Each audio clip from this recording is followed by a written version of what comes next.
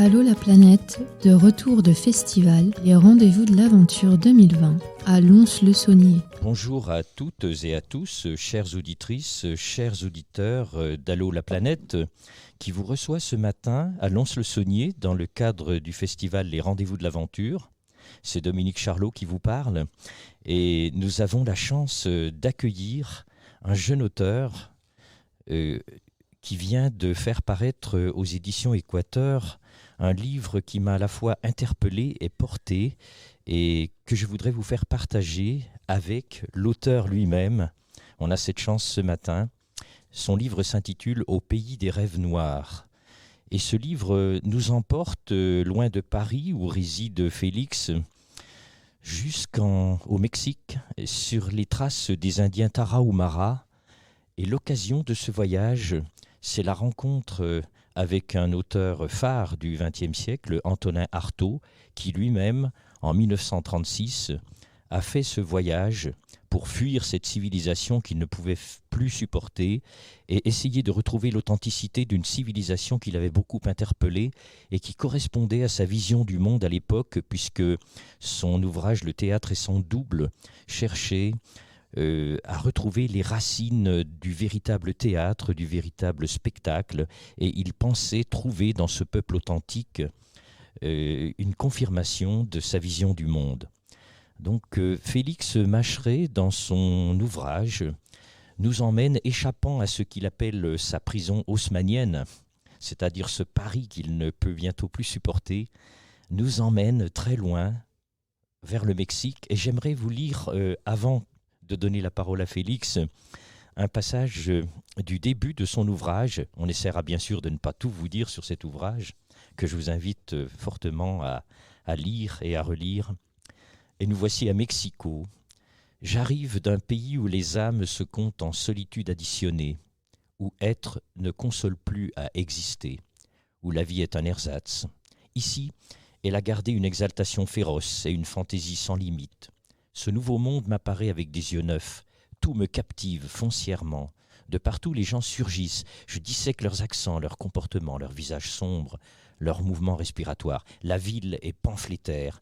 Elle pulse avec violence et douceur, pareil au cœur des pauvres.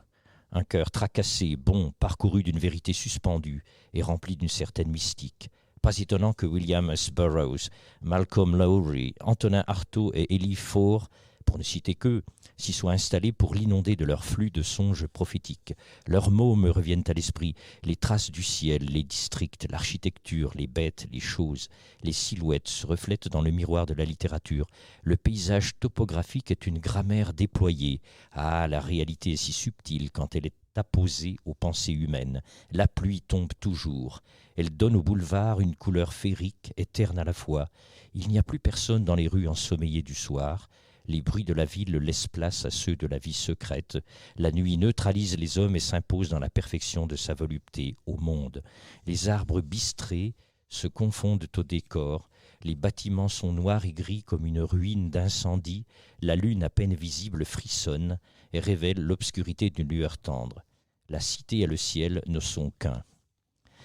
Eh bien, on a la chance d'avoir Félix. Bonjour Félix. Bonjour Dominique. Est-ce que vous pourriez nous dire comment vous en êtes venu? Je pense que vous avez une certaine passion pour cet auteur, Antonin Artaud. Comment vous en êtes venu à l'idée de le suivre jusqu'au Mexique sur les traces de ces fameux Indiens Tarahumara? Alors déjà, j'ai une passion pour les gens qui ne réussissent pas. J'avais fait un an auparavant, j'étais allé au Pérou, dans un village qui s'appelle Chinchero, où Dennis Hopper avait tourné un film qui s'appelle The Last Movie, juste après avoir réalisé Easy Rider. Donc il y est allé, là-bas il a pris plein de cam, plein d'alcool avec son crew. Il est rentré, entre-temps sa femme l'avait quitté, il a essayé de monter il avait des centaines d'heures de rush, il a voulu monter tout ça, et finalement le jour de sa sortie, Universal a boycotté son film. Et moi, je voulais savoir ce qui s'était passé dans ce village. C'était en 71. Donc, je savais que je pouvais avoir des gens qui l'avaient côtoyé et avoir des récits des gens qui avaient connu ce personnage. Ensuite, donc, ça, c'était pour le cinéma, avec Hopper, qui est un réalisateur que j'admire. Et j'ai décidé de faire la même chose avec Antonin Artaud, qui est pour moi un des grands poètes du XXe siècle. Donc j'ai trouvé ce livre que je lis, relis régulièrement, Les Tarahumaras d'Antonin Artaud, qui m'a paru comme une espèce de signe finalement. Il traînait au-dessus de mon étagère, je l'ai relu, on ressentait à peu près les mêmes sensations à 80 ans de distance. Et donc il m'a parlé vraiment personnellement, et c'était le début du voyage. Oui, et d'ailleurs, au début, on est porté par votre geste qui va vers cette étagère. Vous posez la main presque par hasard, mais vous dites que ce n'est pas un hasard, sur le livre d'Artaud, qui va vous conduire jusque vers les Indiens Tarahumara. Et on sent que dans ce pari, je dirais, haussmannien, comme vous dites, dans cette prise, vous étouffez et vous aspirez justement, enfin peut-être au grand air du voyage, vous avez envie, à travers Artaud, de retrouver une certaine liberté peut-être dans votre chemin, mais aussi dans votre esprit. Voilà, sur le passage que vous avez lu, avec les âmes qui se comptent en solitude éditionnée, voilà, Paris pour moi c'était ça, c'était une espèce de solitude où les individus étaient séparés, étaient cloîtrés en eux-mêmes, où la beauté n'existait plus, où elle avait perdu ses contours, et les gens faisaient tout pour la laisser finalement, pour l'enterrer, et donc d'être dans cette espèce de grand cimetière des âmes, quoi. Ensuite, j'ai pris Artaud, j'ai divisé le livre en plusieurs parties, et j'ai pris Artaud qui me sortait, tel un guide, de cette espèce d'enfer contemporain. À l'image de Virgile qui sort Dante de l'enfer, Virgile le trouve dans une forêt obscure. Moi, c'était dans un appartement faiblement éclairé. Donc j'ai pris vraiment cette image pour montrer que la poésie donne une direction à l'existence. Dante, c'était au XIVe siècle, et au XXIe siècle, c'est la même chose. Artaud m'a dit, la poésie, c'est par là. Et ce par-là, c'était le Mexique et les canyons de Chihuahua, qui est l'état du nord du pays. Tout à fait, vous parlez de l'époque de Dante, donc elle est si proche de nous, et vous dites même que votre relation à Artaud se situe au-delà du temps, tout à fait. Le guide, un guide sorti des enfers, Virgile, etc. Et vous dites plusieurs fois, et ça devient presque chez vous, je dirais, un leitmotiv, je dirais presque une obsession au sens positif, mettre vos pas dans les pas d'Artaud. Mais je voudrais revenir sur une idée que vous avez évoquée, vous vous intéressez, dites-vous, aux gens qui ne réussissent pas. En réalité, que veut dire le mot réussir? Parce que quand on regarde les destins de Hopper, quand on regarde le destin de Artaud, quand on regarde celui de Nietzsche aussi, dont vous êtes un lecteur fervent, puisqu'à un moment, vous avez un superbe jeu de mots à partir de Ecce Homo de Nietzsche, le dernier ouvrage qu'il va écrire avant de se s'abîmer dans cette nuit qui va le conduire pendant 12 ans jusqu'à la mort, dans laquelle il ne pourra plus rien produire. Donc Ecce Homo, et vous reprenez partant d'Artaud, puisque Artaud le Momo, s'était-il lui-même nommé, vous dites Ecce Momo.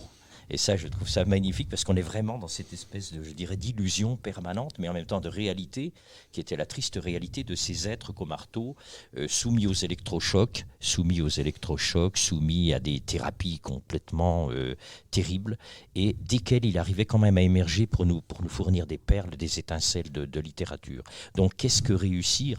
Je pense que ces êtres-là qui sont restés dans l'histoire, qui sont immortels, quelque part ont réussi quand même. Ils ont réussi, la postérité les ont sauvés finalement. Mais il faut se remettre en 1936, pour le cas d'Artaud. Donc il va au Mexique. Quand il revient du Mexique, il se fait interner pendant 9 ans. Donc pour moi, c'est le monde qui veut le faire taire. Hopper, après son film, les studios ne lui donnent pas la possibilité de réaliser pendant 9 ans aussi. Il y a Dante qui a une très belle formule qui dit enrouer la voix de quelqu'un. On a voulu les faire taire, on a voulu les empêcher finalement de concrétiser leur art. Sauf que finalement, c'est des perdants mystiques qui finalement ont gagné, et le futur leur a donné raison. Je pense qu'en voulant les faire taire, on leur a donné une voix qui passe les siècles, on leur a donné un écho sonore magnifique. Donc, c'est une vengeance. Oui. On a voulu les faire taire. Dès qu'il y a un bloc qui se trouve derrière nous, soit il faut le contourner astucieusement, soit il faut le démolir. Et voilà, Artaud, il l'a démoli par le langage, avec son propre langage qui sont les glossolalies, avec son langage comme des espèces de jets de sang finalement, des sécrétions verbales. Et donc, il a réussi finalement à résister. Il a résisté, et puis il a résisté le temps, parce qu'un jeune comme moi l'a lu aussi assez jeune, et puis qui fait partie des grands auteurs que je mets en haut de ma pile de livres pour le relire fréquemment. Tout à fait. Et est-ce qu'on peut dire qu'Artaud est mort? Certainement pas. Je veux dire, 52 ans, voilà son parcours terrestre qui s'arrête, mais la postérité lui rend hommage, et vous êtes parmi ceux qui l'apprécient. Moi-même, j'ai vibré avec le théâtre et son double, j'ai vibré avec la poésie d'Artaud. Donc on peut dire que ces êtres sont immortels. Et continuons un petit peu le voyage. Donc je ne voudrais pas trop déflorer votre livre qui est à la fois qui nous emporte. Vous êtes dans un petit village de la Sierra Tarahumara, et là tout d'un coup, je dirais presque par miracle, mais est-ce que c'est un miracle, est-ce que c'est un hasard? Je pense qu'il y a très peu de hasard. Vous trouvez le fils du guide d'Artaud, de celui qui menait Artaud justement vers ces grottes où il a fait des expériences fantastiques avec les Indiens Tarahumara. Et cette personne, s'absentant un instant, va vous rapporter une photocopie du passeport d'Artaud. Et là, vous êtes ébloui. Oui, donc bon, là, on a passé tout le périple. Donc, Paris, c'est terminé. Mexico, la ville, est terminée. Toute cette espèce d'entre-deux que moi j'appelle l'intermédiaire, qui peut faire référence au purgatoire. Et j'arrive dans ce village qui est Norogashik, qui est le seul village mentionné par Artaud dans son ouvrage. Donc je m'y rends, et pour moi c'était, voilà, une fois que j'étais là-bas, vraiment je marchais dans ses pas. J'avais vraiment l'impression de le suivre. Je dormais en plus pour être en sécurité dans un presbytère qui à l'époque était le dortoir de l'école indigène dans lequel a dormi Artaud. Donc j'étais vraiment, si ce n'est dans sa piole, une piole qui jouxtait. Donc moi je passais de pièce en pièce pour ressentir un peu l'esprit d'Artaud, et pour voir s'il n'avait pas laissé, c'était un grand dessinateur, pour voir s'il n'avait pas griffonné quelque chose sur les murs, etc. Et puis finalement, là-bas, puisque c'est un petit village, il n'y a pas de restaurant, il n'y a pas de supermarché, il n'y a rien. Le prêtre me dit d'aller manger un burrito. Donc moi, je vais manger un burrito chez une vieille dame à côté. Et elle me dit Artaud, parce qu'il l'appelle comme ça. Artaud. Je ne sais pas vraiment de quoi vous parlez, mais il y a peut-être quelqu'un dans le village, il peut vous en dire plus. Donc moi, j'y vais, je termine ma galette. Et puis finalement, il s'est avéré que cet homme était le fils du guide d'Artaud. Moi, il me dit ça, qu'est-ce que je peux en savoir? Est-ce que c'est pas quelque chose que les gens faisaient quand les touristes venaient à l'époque? Parce qu'aujourd'hui, ils ne viennent plus avec les cartels. Mais il y a 10 ans de ça, ils venaient filmer la danse des Tarahumaras à Norogashik. Et je me dis, est-ce que c'est pas un plan pour ces mecs-là de se faire un peu de blé, etc. Et puis finalement, il me sert un café, il me dit attendez ici quelques secondes. Il me ramène effectivement la photocopie du visa. Et pour moi, voilà, j'y étais. C'était une vérité qui était en photo. Oui, là on sent une espèce de moment de lumière dans le voyage, hein, effectivement, tomber sur une perle comme ça quand même. Voilà, mais c'est une perle, mais en même temps c'est une simple feuille A4 mal photocopiée. Et donc l'objet en lui-même ne veut rien dire, mais sa symbolique était incroyable. Il me racontait ce que son père lui avait raconté. Ensuite, il m'a amené dans les grottes environnantes où Artaud a essayé le peyote avec les Indiens pour que j'y passe la nuit. Artaud le faisait à l'époque en cheval. Hiram, c'est le nom du fils du guide. Vous, ce sera un 4x4, bien sûr. Voilà, ça sera un 4x4. Mais finalement, voilà, on se perd dans cette espèce de paysage minéral où les roches sont des reproductions d'organes humains, et qui, selon les Tarahumaras, sont la reproduction d'esprits qui se forment à l'intérieur des roches pour donner justement ces formes étranges. Et donc il m'amène dans ce paysage quasi lunaire pour me montrer où Artaud avait fait son périple avant moi, et me laisser la possibilité de créer moi ma propre destinée, et de rencontrer des gens, d'assister à des cérémonies, etc. Et c'est là que vous allez très loin, puisque vous dites Artaud sera mon guide, je mets mes pas dans les pas d'Artaud, et vous allez aller jusqu'à faire la fameuse expérience de cette drogue hallucinogène de la racine de ce cactus, le peyote, qui, nous émeut beaucoup, parce que c'est vrai que le goût de cette racine, ça doit être quelque chose d'insupportable. Vous dites vous-même, on a tout de suite envie de recracher ça, de le vomir, et pourtant vous allez jusqu'au bout de ce désagrément, je dirais peut-être de cette catharsis, c'est-à-dire cette catharsis paradoxale, puisque c'est par le dégoût que vous allez retrouver cette merveille de goût pour la suite du voyage. Pour moi, tout le périple, c'était physiquement suivre Artaud, et je pensais que par cette plante, qui est le dieu des Indiens, je pouvais me rapprocher de son âme. Donc pour moi, c'était quelque chose de presque métaphysique. J'avais assisté à des cérémonies avec les Indiens. Ils m'avaient montré comment absorber la plante. Après des jours et des jours de recherche pour installer une espèce de confiance avec les Indiens, finalement quelqu'un m'ouvre le chemin vers ce dieu-là. On a l'impression toujours que l'aventure, c'est quelque chose de très... où il y a beaucoup d'action, etc. Moi, je me suis fait chier pendant longtemps dans ces villages où j'ai vraiment erré, pas grand-chose se passait, je retapais des meubles du presbytère, etc. pour justement arriver à cette fin-là. Et puis, voilà, le peyote, c'est la chose la plus dégueulasse que j'ai jamais ingérée. Mais pour moi, c'était un passage obligé. Le guide m'a montré comment il fallait le couper, parce que c'est quand même une plante, je le disais, qui rapporte au dieu. Donc il y a une cérémonie à avoir. Donc il me l'a montré, et il m'a dit, je te laisse ici pendant 3 jours, et tu la prends à la tombée de la nuit. Artaud disait que c'était la nuit qu'il fallait prendre le peyoté, le peyote. Et donc je les prends 3 nuits consécutives, pour arriver finalement à cette espèce de mystique qui était une mystique inversée. Parce que finalement j'ai vomi, je ne suis pas arrivé à mes fins, et finalement cette espèce de gerbe a fait que quelque chose a pu finalement s'implanter à l'intérieur de mon estomac qui a pu germer. Finalement, voilà, nettoyer l'estomac pour faire germer autre chose. Tout à fait. Alors, je reprends 2 des mots que vous avez employés. Alors, d'une part, le mot âme, vous avez dit je voulais me rapprocher de l'âme d'Artaud à travers cette expérience. Et vous avez cité aussi le mot Dieu, c'est la première fois dans votre discours.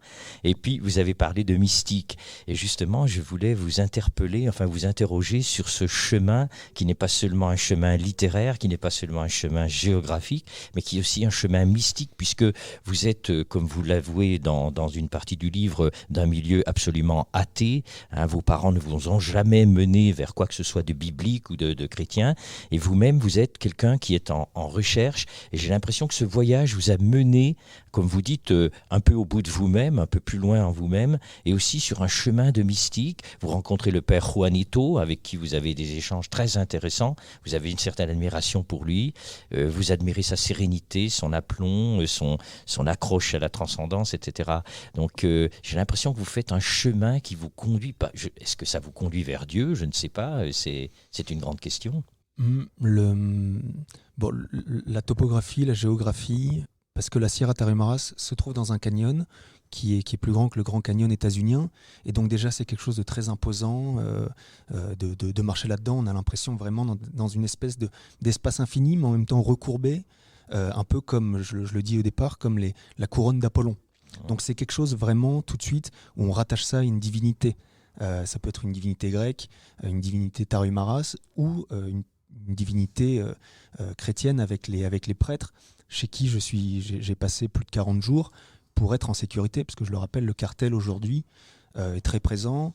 Il fallait que je fasse gaffe, et donc j'ai décidé de me mettre à l'abri, en gros, dans les presbytères. Donc toute cette espèce d'esthétique extérieure et l'esthétique du père a fait que ça contrastait énormément avec ce que je connaissais à Paris. Et puis, pour rentrer dans quelque chose qui est globalisant, qui est quasiment infini, il faut avoir un point d'attache, il faut commencer à sculpter le marbre par un côté. Moi, j'ai commencé à le sculpter par l'esthétique. Et puis finalement, l'esthétique commence le travail, et puis ensuite on termine les détails et on les fait, et c'est une pièce qui est infinie, donc on le terminera jamais. on se demande où ça va, mais les auteurs catholiques, moi je les ai... je suis rentré par là aussi. Je parle au début des peintures, des peintres, de l'art sacré. De l'art sacré. L'art a commencé avec les dieux. Et puis petit à petit est allé vers l'homme. Et puis aujourd'hui, il devient abstrait. Et aujourd'hui même devient théorique. Donc on est vraiment passé d'une entité globale qu'on a voulu renfermer dans des sculptures au début, puis des peintures, etc., pour aujourd'hui aller vers une théorie. Et puis, je suis toujours ébahi quand je vois Giotto, quand je vois Rembrandt. En fait, il y a vraiment... voilà, l'esthétique, pour moi, c'est quelque chose de très important, et je suis rentré dans cette mystique par l'esthétique. Oui, donc on a peine à imaginer ce que seraient nos musées, ce que serait notre art si tout d'un coup il était amputé de cet art sacré qui a irradié toute notre culture, qu'on soit croyant, qu'on soit incroyant. Et maintenant, ce qui m'a interpellé, c'est votre titre, Au pays des rêves noirs. Donc on a à la fois le rêve, on a la noirceur.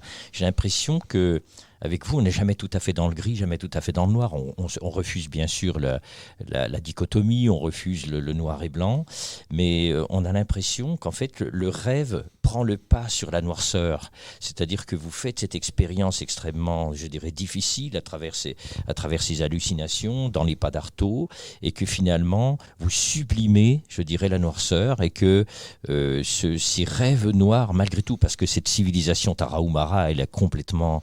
je dirais pas disparu, mais elle s'est dévoyée à travers ces cartels de la drogue, à travers la prostitution, à travers les jeunes qui vont chercher l'argent facile, qui sont des coureurs de fonds réputés, donc qui vont faire des courses pour les manias de la drogue. Mais malgré tout, vous trouvez quelque part une part de rêve dans ce monde noirci, je dirais, par la civilisation contemporaine. Oui, il y a un rêve, mais le rêve fait que finalement on revient à la réalité après avoir rêvé. Artaud m'avait donné m'avait transmis ce rêve, et puis finalement en 80 ans les choses ont changé. Lui, il voyait quand même une espèce de décadence de la culture archaïque des Indiens Tarahumara, mais il y voyait aussi un grain de révolte. Aujourd'hui, la révolte n'existe plus. Ils sont pris entre deux forces qui finalement les désagrègent, avec le gouvernement qui essaye de les assimiler, et donc en leur imposant une école obligatoire en espagnol. Donc ils perdent peu à peu leur langue, et leur langage, c'est ce qui les relie entre eux et ce qui les relie à leur dieu. C'est un peuple quasi nomade, semi-nomade. On leur donne des aides financières pour l'achat des maisons, l'électricité gratuite, les transports gratuits, etc.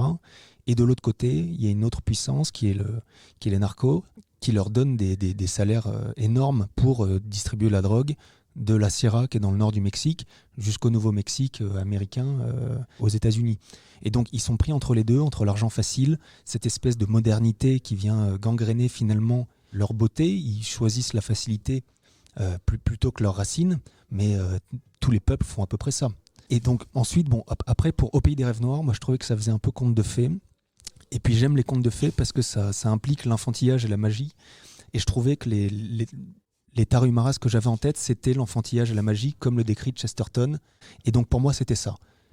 Mais je crois qu'on pourrait parler encore des heures autour de cet ouvrage, autour de ces voyages, autour de ce cheminement qui est le vôtre. Et c'est vrai que ce titre, Au pays des rêves noirs, qui de prime abord peut paraître un petit peu austère, nous porte, nous transporte, nous fait rêver. Et je crois que ce n'est pas rien non plus, de vous lire. Vous avez pu entendre le premier passage que j'ai lu, mais je pourrais en citer beaucoup, que j'avais coché dans la marge.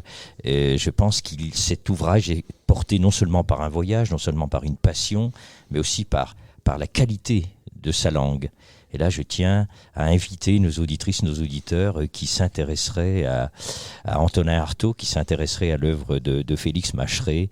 Je les invite à lire cet ouvrage qui, moi, m'a transporté, m'a fait rêver, m'a fait voyager, et que je recommande particulièrement. Merci Félix Macheret d'avoir accepté notre invitation. Merci Dominique.